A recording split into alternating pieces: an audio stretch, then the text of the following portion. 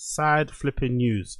A UK institution down there in South London, Brixton, Elephant Castle, no, Elephant Castle to be exact, Corsica has closed, is closing in March 2026 of next year.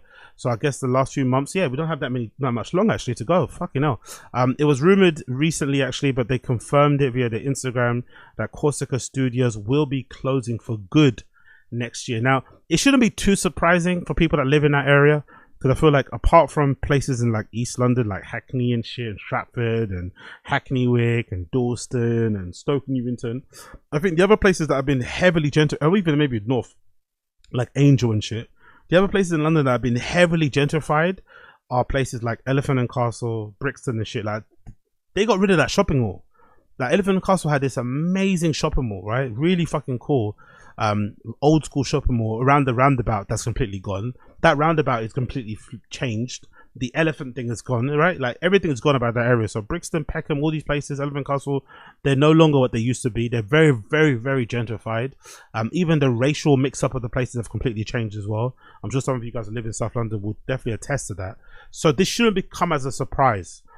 If I'm not mistaken, like the areas around Corsica Studios, last time I went, it was a few years ago, but the areas around Corsica Studios are very shiny, and Corsica is probably the only janky, sketchy looking place in that whole area, which is part of its charm. Part of its charm is that the air conditioning never works. It's sweat. It's like a fucking sauna in there, but it's got amazing sound, amazing lineups, usually very different from our, that's another thing I always kind of give them credit for, similar to the Cause, because I feel like there was a time when maybe Fold first opened, maybe it was when it first opened. When Fold first opened, it kind of felt like everybody went to Fold, right?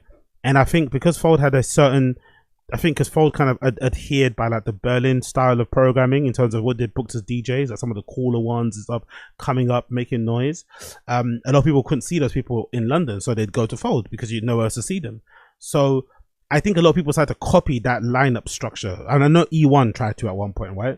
E1 at one point tried to copy Fold, but I think the clubbing scene kind of needs variety. And that's why you kind of like Corsica Studios, because some of the lineups you got at Corsica you couldn't really hear anywhere else, you know. So it was quite, it kind of gave you a reason to travel down there. Same goes for like Venue MOT. They had the same sort of thing as well, where they have very specific or very different types of lineups than the ones that you have in other clubs, whereas other clubs like to kind of play copycat. But I think they'd have their own identity. So I'd always kind of appreciate kind of Corsica for that, or going about things their own way. But I think most people that have been there regularly or usually, even though the place is usually full, it's usually with busing and people are, you know, again, in my opinion, it's one of the more better, funner clubbing experiences. I also personally find, maybe I'm kind of being weird because I live in East, but I find that people that you meet out on night out who are from South are usually, or even if you're in South, they're usually way friendly. I'm not gonna lie. I'm somebody that likes to camp in the smoking area and pretend I'm cool and talk to randoms, and I think I have way better random conversations in South than I ever do in East. People are a little bit more warmer, open, way more interesting. I think the age ranges are a bit better too in terms of people that go out clubbing. So when it goes to Phonics, Corsica, whatever, it's all a fucking good time. So it's really sad to see Corsica close, because again, I remember it being a great place. I'm actually checking my RA tickets thing now. And I think the first time it says, well, because these are all tickets, by the way, on RA. I'm sure I bought tickets other ways too. But from what I can see here, the first time I ever went to Corsica, according to my RA app, is Tessellate with Ewan Wian, T Jax, and Bade Records, allegedly. And then another time I went to there was for a night called Dance Floor Recall Exhibition and Party in 2021. In 2022, another Tessellate night with The Ghost, and then another Tessellate. Oh yeah, so I went to, there were loads of Tessellate nights, isn't it? Tessellate nights and Nuances de Nuit featuring Christian AB, Sugar Free, Velvet Velour in 2022.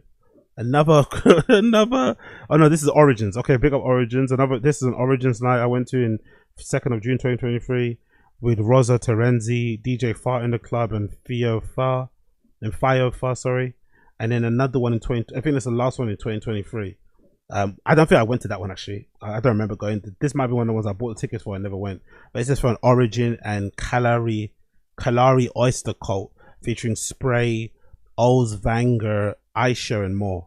So there's a last few. I went quite a few times, to be honest, over the years, and I would have probably went to more if I'm not for the traveling, you know, because before the Elizabeth line was around, or the overground, it was really hard to get to fucking south. But anyway, long story less long, Corsica have announced that they are going to be closing soon, and they posted a statement regarding it on their Instagram. The caption says, "We hope to be the first to share it with you, but the news is out. Corsica Studios, as we know it, will close its doors at the end of March 2026. The post is as follows: "We had wanted to share this with. We had wanted to be the one to tell you first." It seems like they're pissed, isn't it? Because the news broke on some website. I forgot which one it was. Maybe it was a local website. And also RA reported. So it looks like they're kind of pissed that the news leaked. So, but hey, at least we know. We truly appreciate all the interest in our current situation and the rumors, heartfelt messages of support. However, it's important that we first address a few inaccuracies, inaccurate comments and assumptions that have already appeared recently in the media. As Southwark Council will attest, we are a well-run, considerate venue operator, and we are not on the receiving end of any noise complaints from local residents. Okay, finally, that's good. Phew, because that would be a horror show. Imagine, that's when gentrification is at its worst, because I think there is a way that you can gentrify places and it served both communities. It served the people that were there before, that made it cool, and it served the expats, let's say, or the new I don't know, the new people living there. There's a balance that can be reached. I hate the one where it's just it's weighted solely on the people that live there, especially ones that have come recently, because all it takes is one person to complain and they can shut down the whole industry. I think that's unfair. There needs to be some level of like balance, some level of like concession, some level of like, you know, consideration, whatever, something to help this go forward. Because sometimes in those fucked up areas, gentrification, I've seen it in my area, at least anyway, it's cleaned up the area. It's kind of, you know, I think decreased the amount of crime that was happening, obviously improved what things look like, and provided jobs for local people, like flat out, you know. I think that's definitely something people can attest to. So it can work, but it needs to be balanced. But for some reason it's not, which is weird, because you'd imagine having the clubs there functioning properly, there'd be a good way to generate money for the area. But I don't know, whatever, who cares about this conversation. We are also not being forced out by the developers or the council. We are in fact engaged in a constructive dialogue with both parties about our potential future. This part is true though. Corsica Studios, as it's currently known it, will close its doors at the end of March. So what happened then? So I'm assuming they just can't run it anymore, or are they getting kicked out because of bills? Is it, I guess maybe it's just not in their control. Maybe they've got one of those really long leases, no, really long like temporary leases, where they're kind of like property guardians. You remember that thing back in the day where people would like live in these like, you know, abandoned office buildings until the time came when the demolition is going to come, or reconstruction, and you could kind of live there for fucking cheap rent and shit, but obviously meant that you have to up and move every 2 years or shit. Maybe that's what they did as a club, maybe. But I'm curious to know why exactly they're moving it, or why exactly it's closing. It's no secret that operating a late night venue such as ours has become increasingly difficult, especially in the midst of a huge new development. But for the last few years, we've been working closely with Southwark Council, the Greater London Authority, and the Music Venue Trust, as well as our team of consultants and developers themselves, to try and secure a future for Corsica in the area. The challenge has been to see whether Corsica Studios could continue to operate in the same way and in the same spirit. We now believe that we have arrived at the best outcome possible for the space. This will in time be refurbished, soundproofed venue with a solid long-term lease and a range of legal measures that will give the venue protection from the potential noise complaints from surrounding neighbors. However, in order to achieve this, certain things about the building, its current form, had to change. So it's closing for refurbishment and to just get things in order behind the scenes. So it's not actually closing. It is closing because it has to close because of refurbishment work and obviously negotiations, but it's not like done. It's not like the future's not done, but in its current form, as you know it, it is done. So when it reopens, it might look a bit different. Okay, I get it. Is that it? Did I miss one? Yeah, no. And then the third page, we understand that many of you may not be happy about this, and we too have been conflicted. But having run the space for so many years, we believe that making these changes in order to preserve the venue in some form and give it the best possible chance to success in the future is the right thing to do. And I think also branding wise, it makes sense, right? Because if you say you're closing and then you reopen, it's more hype. But if you say we're temporarily closing for refurbishment, people won't care when you're reopened. But you gotta have, maybe that's partly why they do it. Which again, it's a language thing. It's fine. But I guess the rumors were a little bit, or the initial story that put out was a little bit false. That's why they had to correct the record. But it sounds like they're closing temporarily to improve it, soundproof it, make it, whatever tighter operation, so that they don't have any issues further down the line. That makes sense. Without evolving, the venue faces an almost impossible task, but we are now in a position where we can future-proof the premises to allow a music and arts-focused culture space to coexist with the neighbours and remain in Elephant and Castle. We have pursued a principle that was important to us and for our community to ensure we leave a legacy. Given that we've been facing for years, this is the significant achievement, for sure. Across the board, man, clubs, it's hard to kind of keep these things open in most kind of residential areas.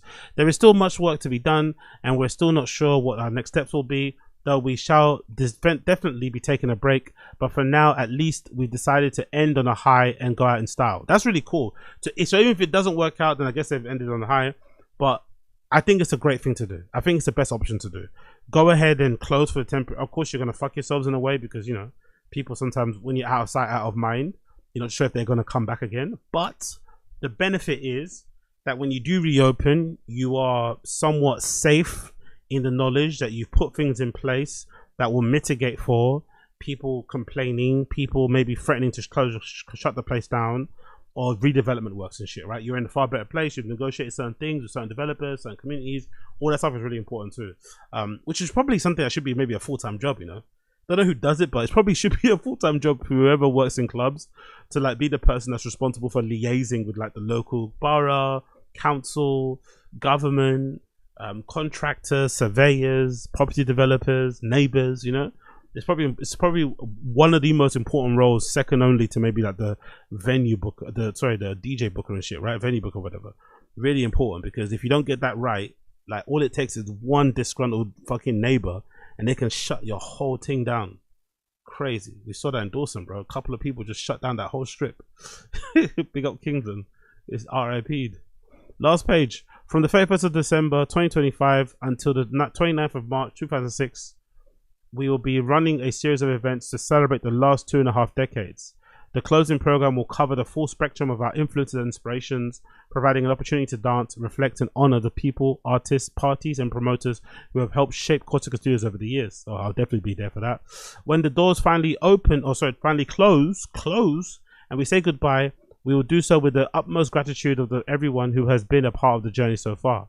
We leave with our heads held high, a huge amount of pride, and in what we all created together, and countless amazing memories, at least the bits that we can actually remember. Yeah, big up Corsica, man. Honestly, one of the better, like, and again, there's not many places like that in London, I think, but I think Corsica, Bold, Venue MOT, maybe to a smaller extent, Colour Factory, are places that you can go to every weekend and not even care about the lineup, and you're gonna have a blast. You don't even have to care about the lineup, and you're gonna have a blast. So RIP to Corsica. Hopefully they find something. Hopefully they fucking find something. Hoping they find a solution, future-proof it for going forward, and then they can be in a position where they can reopen and everything is rosy. Everything is rosy. That's what you can hope for. That's what you can hope for. Big up them. Big up them. Big up them.